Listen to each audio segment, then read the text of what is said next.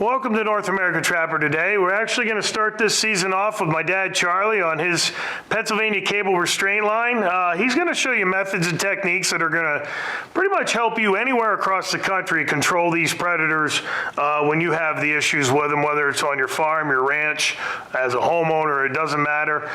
These methods are going to help you control these populations. And, you know, I wanted to start this year off with my dad. He created this zest for the outdoors in me at a very young age, chasing him around on his trap line and taking me fishing and hunting and all those different things. And I really wouldn't be where I'm at today in this career or with my zest for the outdoors if it wasn't for him. So I wanted to start this year off following my dad out on his cable restraint line, and I think you're going to enjoy this. We're going to get right into the action right now.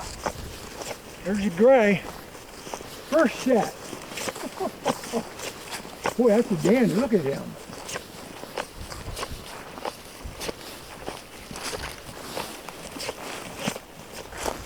This is the first set we checked today. We had a nice gray fox, nice male. Again, as we go along here, we'll show you some of the other sets and how really it looks just like a little path. You never notice, you never think that looking at this. But we had him narrowed down. He finally come through here and we got him. Nice big male gray. You got to be right on location, right on the path. Whereas the trap, you have your lure and stuff, and that'll bring him into an area. But I really like doing this. You woodsmen like, you know, you find where they're traveling, find the paths. I set a lot of mine on deer paths, and they seem to work well. And we'll show you some of these as we go around. I know we don't have a couple up in these cables, but I have a couple cables out at the end of the field, and we'll see if we have any more out there. Here's another one of my sets. Cable restraint, that's probably about 7.5 inches off from the first solid surface. And this was just a path here. You can see all the brush and stuff. That's exactly the way this other set was made.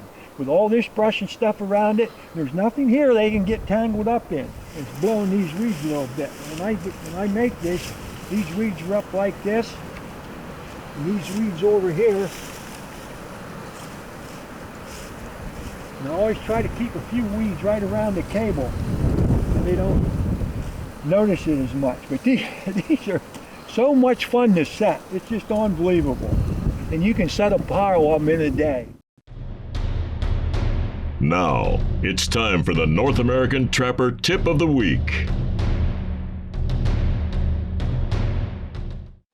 Well, this week I want to talk to you, give you a little hint in using these Duke dog proofs. This Duke DP, we have a cable extension on this one, but these DPs are a really good tool for you deer hunters out there trying to save money on all the coons eating all your deer feed. Now, if you're running a big ranch and you have a deer farm or anything of that nature and you're putting out feed for your deer, the raccoons and animals are probably pounding you, and really what you're doing is feeding nature.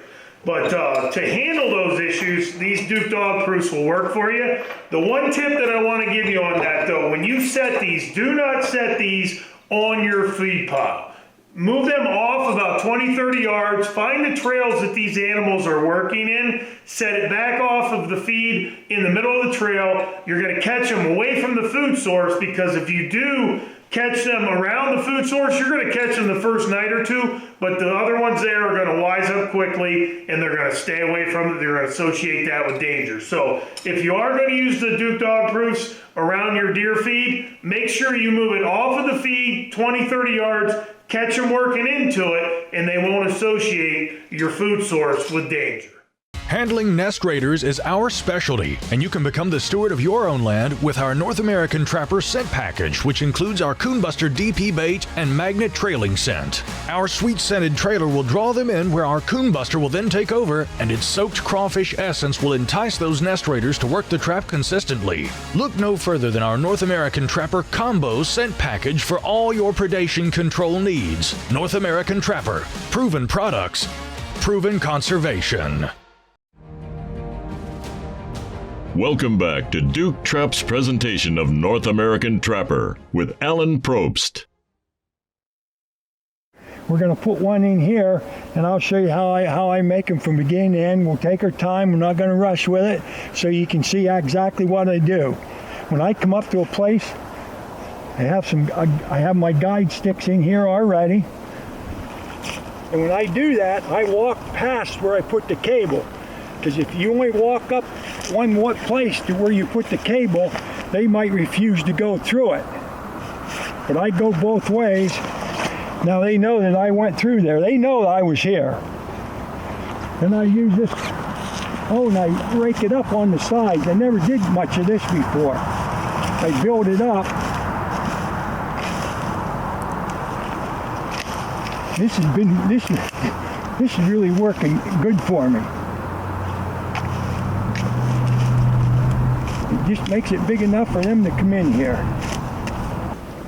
Mine's about 4 feet long, not quite 4 feet. And you can see this only goes down that far. That's a deer stop. If you get a deer in that, and I've had them get in these already, they'll pull it down to that deer stop, then they'll get out of it. Here's a support wire. Put this in here.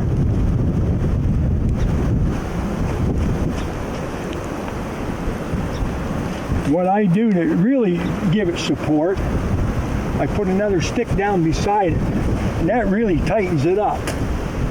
And you don't want them to move. Then I'll bring my cable up, check about to where I want to put it.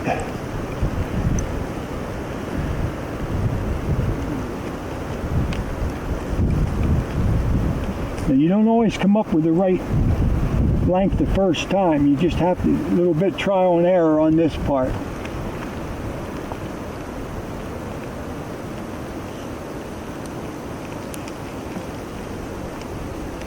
And I like the plastic support collars better than the wires.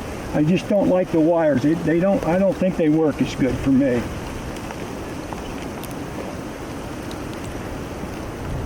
Now there's a little bit of tweaking to do with this, and this one be ready to go.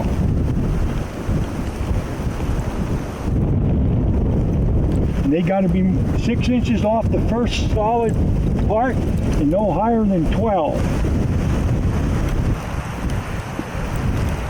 There she be. That's all there is to it. Then I'll put some of these weeds around it, and once in a while I'll even hang some along the top of it. That's pretty much all there is to it. And I use this right before I get done. I'll bring these weeds up a little more since we've been walking around in there, tramping around. When they come up here, there's no lure or anything. I don't use any lure. This is just natural path for them to travel. Let's take a look at the North American Trapper Product Spotlight.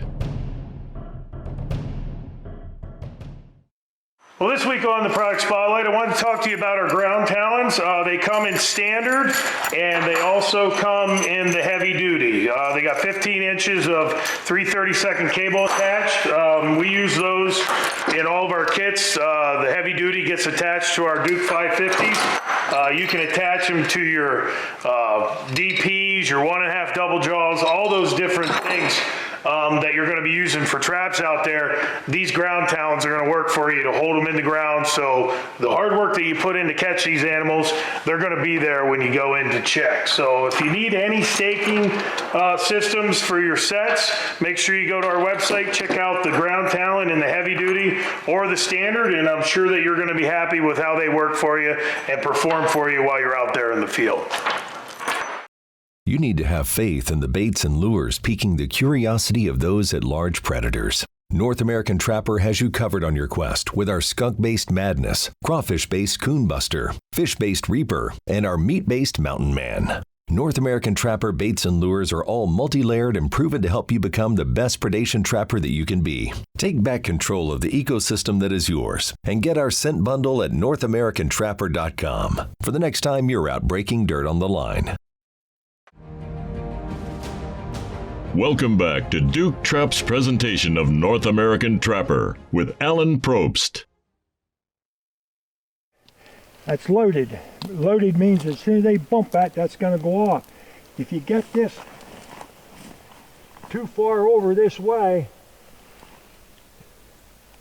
it just won't fire. I can show you. So you got to have these set. I always try them 2 or 3 times. And you saw how hard I pulled on that last one. Now we'll do it after I have it set where it should be. Right down it goes. Now I always check them when I set them, because you get that up there just a shade too far, and they won't fire right. And your support wire has to be pretty firm. I usually use 11 gauge and put that in the ground, and you can bend that to fit pretty much what you want. And I like the instead of the wire stops, I like the cable where the wire hooks into the cable instead of the wires. The cable just, I think, holds it better. You can adjust that to the height of it. And when I put the wire in, I always use a couple of local pieces of stick or something to put down in that same hole I have the wire in, so that don't give very much. That has a lot of play in it. They could knock it off before it goes off. You can see here I have those sticks right down in where my 11 gauge wire went. I see we got another nice red. Little bit of snow there, you can see pretty good. When you set for fox, they recommend like 6 inches off the ground, 6 to 8 inches high and wide. And there's some coyotes around here, and they recommend 10 to 12. So what I've been doing, I try to go halfway in between there, and once in a while the foxes can get in back to their hip. But that doesn't happen very often. The ideal catch is right around their neck. But you can see this one here, I got it back along the hip because that circle is a little bigger.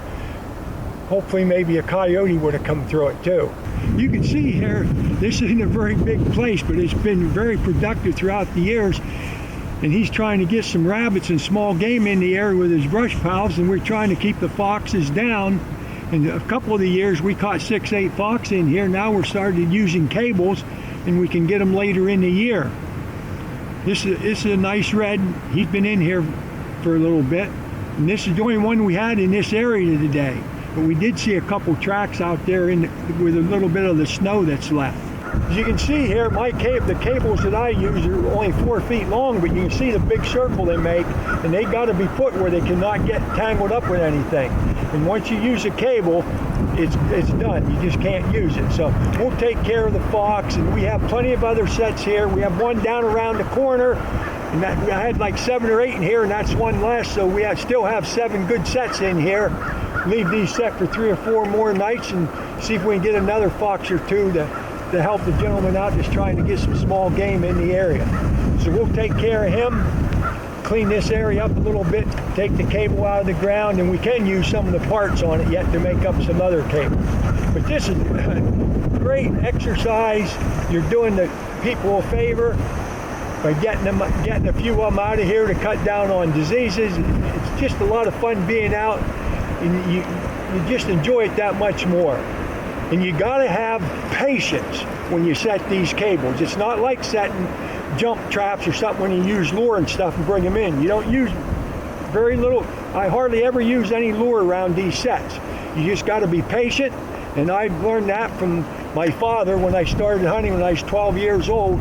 He always did his scouting ahead of time, and he picked out a good spot, and he said, stay put. And I learned that from him, and I've done that all these years.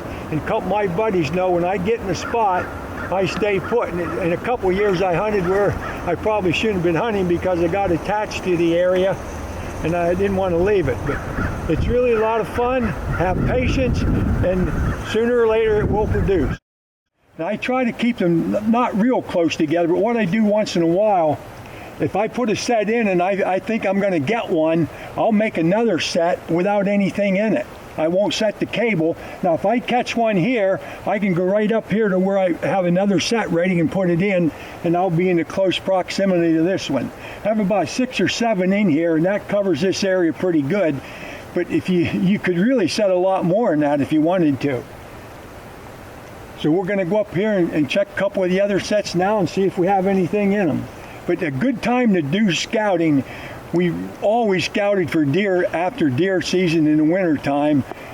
When you got snow, you can find their trails, and they're going to use them year after year. And this is a perfect spot right here. And you can see the trail where the fox and the coyotes run through this thick stuff. And that they're like that the whole way around here, and you'll see where we have some of the sets out. I guess. Well, you can see, this is one of the things we have to really remember when we set these cable restraints. My cable, the length of them is not quite 4 feet, and you can see the circle he makes, about an 8-foot diameter circle. That tree was there, but I knew I had enough room there. And he can't get entangled in anything there.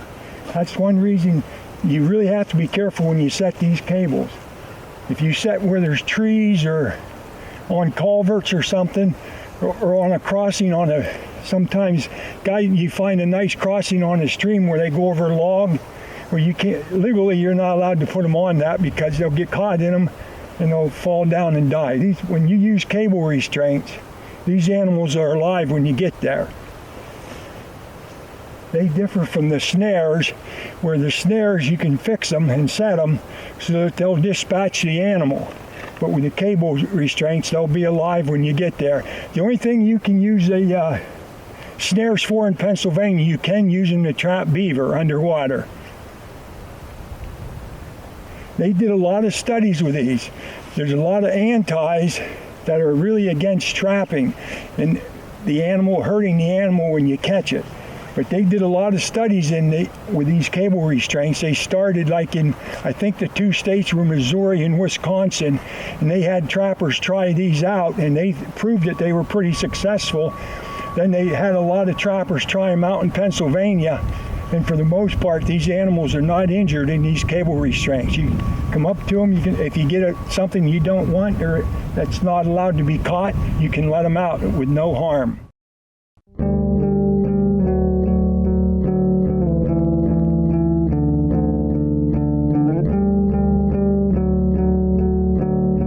The Trapper of the Week is Levi Myers with a West Virginia black coyote taken on the edge of a logging road with mice and fox urine. Congratulations, Levi, and get your chance to be Trapper of the Week by visiting us at NorthAmericanTrapper.com. North American Trapper Predation Packages. Get any one of our specific trapping packages that has been ultimately designed to help you become the master predation controller of your farm, ranch, or hunting lease. Control the predators that are costing you time and money, and get out there trapping today with one of our North American Trapper Predation boxes. All of the packages come with the trapping essentials to get you out in the field, plus an instructional DVD that will show you the way. Visit us at NorthAmericanTrapper.com and start breaking dirt today. Welcome back to Duke Trap's presentation of North American Trapper with Alan Probst.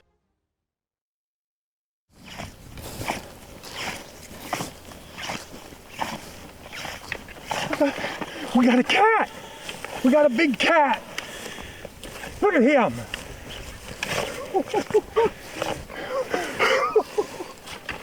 Oh boy! Bobcat! Oh, he's a dandy. Oh man, I didn't expect that. Look at the feet on him. Boy, that is a dandy. Look how he has this all ripped up here. Man, oh man. You can see how I had to clear it out. Nothing he could have got tangled on.